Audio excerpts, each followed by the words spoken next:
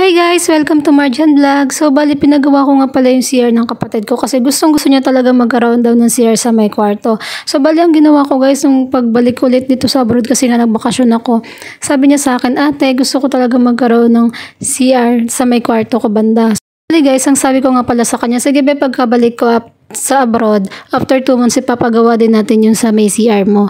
So, yun nga guys, bali napagawa namin siya paunti-unti.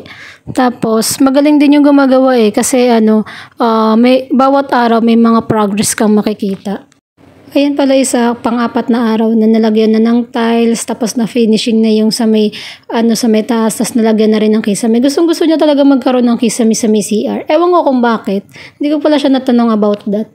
Ang sarap lang sa pakiramdam kasi natupad mo yung isang gusto rin ng kapatid mo na kahit napakaliit na bagay lang naman yan, tuwang-tuwa na rin siya kasi may CR na siya sa may kwarto, hindi na siya mahihirapan pa. In the next day guys, pinapinturahan niya na yung CR niya.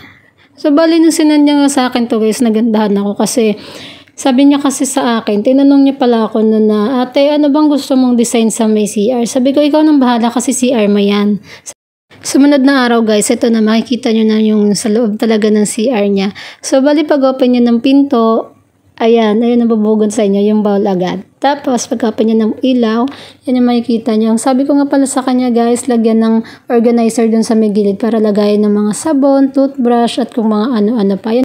Ang sarap lang sa pakiramdam guys na naibibigay ko yung pangangailangan ng kapatid ko.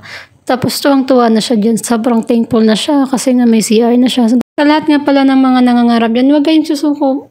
Matutupad din lahat ng mga pangarap niyo sa buhay. So, iwala lang tayo kay God guys. Lahat ng imposible magiging posible. Trust the process lang talaga. Bye!